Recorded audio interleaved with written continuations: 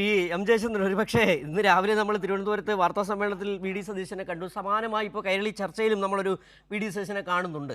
ഈ വസ്തുതകൾ പറയുമ്പോൾ മറ്റു കാര്യങ്ങളിലേക്ക് കൊണ്ടുപോകുക എന്നുള്ളത്. എനിക്ക് തോന്നുന്നു മറ്റൊരു പ്രശ്നം, ഈ ഏകോപനമില്ലാത്തതുമായി ബന്ധപ്പെട്ടൊരു വലിയ വിഷയം, ഈ സംസ്ഥാന സർക്കാർ സർവീസിലെ ജീവനക്കാർ, അതായത് റവന്യൂ ഡിപ്പാർട്ട്മെൻ്റ് ആയാലും തദ്ദേശ സ്വയംഭരണ വകുപ്പിലെ ആയാലും ജീവനക്കാർ കാര്യക്ഷമമായി പണിയെടുക്കാൻ കഴിയുന്ന തരത്തിൽ ജീവനക്കാരില്ല. ഇവർ കൃത്യമായ ആളുകളെ ട്രാൻസ്ഫർ ചെയ്തിരിക്കുക. എനിക്ക് തോന്നുന്ന ഒരു കണക്കുകൾ പ്രകാരം ഈ 8 ജില്ലകളിൽ ഡിസാസ്റ്റർ മാനേജ്മെൻറ്റുമായി ബന്ധപ്പെട്ട് ഡെപ്യൂട്ടി കളക്ടർമാരില്ല.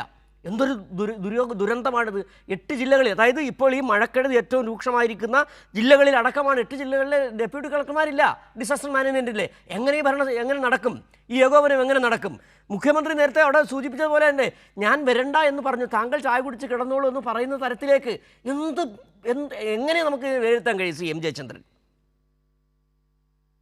സിജു, ഞാൻ അതിലേക്ക് വരുന്നതിന് മുമ്പ് മറ്റൊരു കാര്യം ഒന്ന് പരാമർശിക്കാതെ പോകാൻ കഴിയില്ല. അതുകൊണ്ടാണ് ഈ ചില RSSന്റെയും BJPയുടെയും പാനലിസ്റ്റുകളൊക്കെ ഉണ്ട്, നമ്മൾ കാണാറുള്ളതാണ്.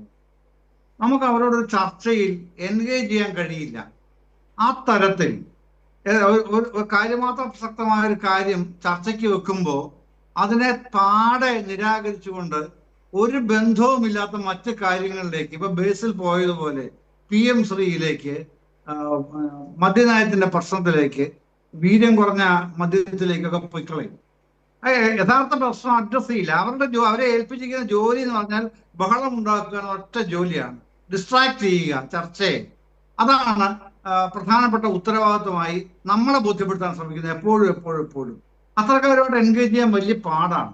ഈ ബേസിലിനെ പോലുള്ളവരൊക്കെ പ്രതീക്ഷിക്കാവുന്ന ആൾക്കാരാണ് എന്നാണ് ഞാൻ വിചാരിച്ചിരുന്നത്. ഭാവിയിൽ കോൺഗ്രസിന്റെ യുവ നേതാക്കളല്ലേ ഇവരൊക്കെ, അവരെയൊക്കെ വെച്ചിട്ടാണല്ലോ ആ പാർട്ടിയും ഇനി മുമ്പോട്ട് വരേണ്ടത്. സ്വാഭാവികമായിട്ടും അവരൊക്കെ പ്രതീക്ഷ വെക്കുന്ന ആ ഗണത്തിൽപ്പെട്ടതാണ് ഞാനൊക്കെ.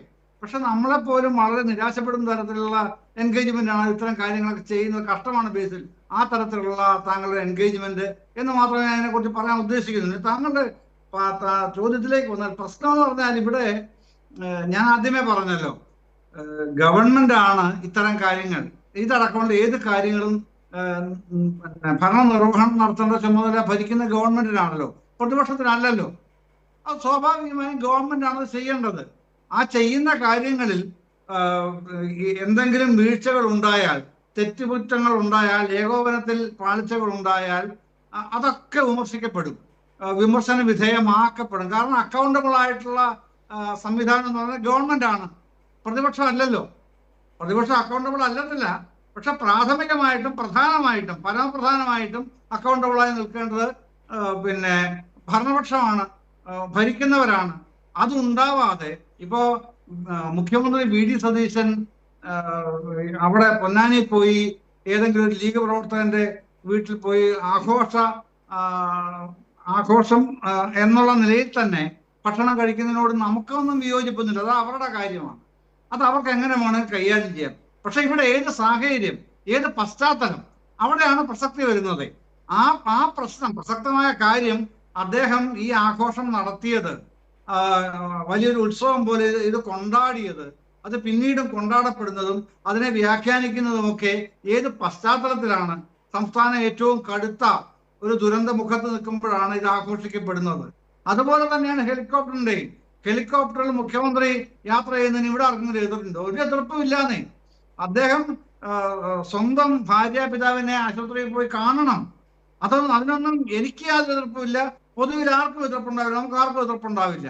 പക്ഷെ ഏത് സാഹചര്യത്തിൽ ഉദ്യോഗസ്ഥന്മാരോട് ചോദിക്കുന്നു, ഞാൻ അങ്ങോട്ട് വരേണ്ടതുണ്ടോ? ഇല്ല സാർ പോയിക്കോളൂ. അങ്ങനെ സാറ് പോകുന്നു. അങ്ങനെ സാറിന് പോകാൻ പറ്റിയ സാഹചര്യം അല്ലല്ലോ അത്. അപ്പൊ അതിനൊരു ന്യായം, തൊടുന്യായം കൊണ്ടുവരികയാണ്. ഞാൻ ഏതോ ഒരു ഇൻവെസ്റ്റേഴ്സ് ഗ്രൂപ്പുമായിട്ട് കാണാൻ പോയതാണ്. അപ്പൊ അങ്ങനെ വരുമ്പോ പറയാതിരിക്കാൻ കഴിയില്ല. കാരണം മുഖ്യമന്ത്രിയുടെ ഈ ഡെയിലി ഷെഡ്യൂൾ എന്ന് പറയുന്നത് രഹസ്യമൊന്നുമില്ല, പരസ്യപ്പെടുത്തുന്ന കാര്യമാണ്. ഞാൻ അറിഞ്ഞിടത്തോളം, ഞാൻ അന്വേഷിച്ചിടത്തോളം ഒരു ജ്വല്ലറിയുടെ ഉദ്ഘാടനം അല്ലാതെ മുഖ്യമന്ത്രിയുടെ അന്നത്തെ ഷെഡ്യൂളിൽ വേറൊന്നും കണ്ടില്ല. ഈ ഭാര്യാപിതാവിനെ കാണുന്നതല്ലാതെ, ഒരു ജ്വല്ലറി ഉദ്ഘാടനം ചെയ്യുന്നതല്ലാതെ അദ്ദേഹത്തിനോടൊപ്പം അദ്ദേഹം വേറെ ഏതെങ്കിലും ഇൻവെസ്റ്റേഴ്സിനെ എവിടെയെങ്കിലും വെച്ച് കാണുന്നതായി ഒരു ഷെഡ്യൂളിലും കണ്ടില്ല. ഇനി മുൻപൊക്കെ എങ്ങനെയായിരുന്നു? അല്ലെങ്കിൽ കഴിഞ്ഞ 10 വർഷക്കാലമുള്ള മുഖ്യമന്ത്രി മാത്രം എടുത്തോളൂ. അവർക്ക് ഇഷ്ടമില്ലാത്ത മുഖ്യമന്ത്രിയാണല്ലോ. എന്നാലും അദ്ദേഹം ഇൻവെസ്റ്റേഴ്സിനെ കാണുന്നത് എങ്ങനെയായിരുന്നു? ചുരുങ്ങിയത് ഏതെങ്കിലും മന്ത്രിമാരുണ്ടാവും, ഇല്ലെങ്കിൽ മന്ത്രിമാരില്ലെങ്കിൽ ഉദ്യോഗസ്ഥന്മാരുടെ ഒരു പട തന്നെ ഉണ്ടാവും. അങ്ങനെയാണല്ലോ കണ്ടുകൊണ്ടിരിക്കുന്നത് എല്ലാവരും. ഈ 10 വർഷം വെച്ച് പിന്നെ പിണറായി വിജയൻ മാത്രമല്ല, ഈ നരേന്ദ്രമോദി ഉൾപ്പെടെയുള്ള പ്രധാനമന്ത്രിമാരടക്കം മറ്റു മുഖ്യമന്ത്രിമാരടക്കം ആരും ഇത്തരം ഇൻവെസ്റ്റേഴ്സിനെ കാണുമ്പോൾ അങ്ങനെയാണ് ചെയ്യുക. അവരുടെ ഷെഡ്യൂൾ, ഡെയിലി ഷെഡ്യൂൾ അത് ഉണ്ടാവും, ആ പർട്ടിക്കുലർ ദിവസം കൃത്യമായത് ഉണ്ടാവും. ഇത് അങ്ങനൊന്നും ഇല്ല, വിമർശിക്കപ്പെട്ടില്ല. അത് അത്തരം വിമർശനങ്ങൾ വരുമ്പോൾ അത് പിണറായി വിജയൻ അന്ന് പോയില്ലേ? പിണറായി വിജയൻ പോയത് പാർട്ടി സമ്മേളനത്തിലല്ല. പാർട്ടി സമ്മേളനത്തിൽ 2018 തൃശ്ശൂരിൽ ഇരിക്കുമ്പോൾ ഇതുമായി ബന്ധപ്പെട്ട് ഒരു സംഘം കാണാൻ വരുന്നു, അദ്ദേഹത്തെ കാണാൻ വരുന്നു.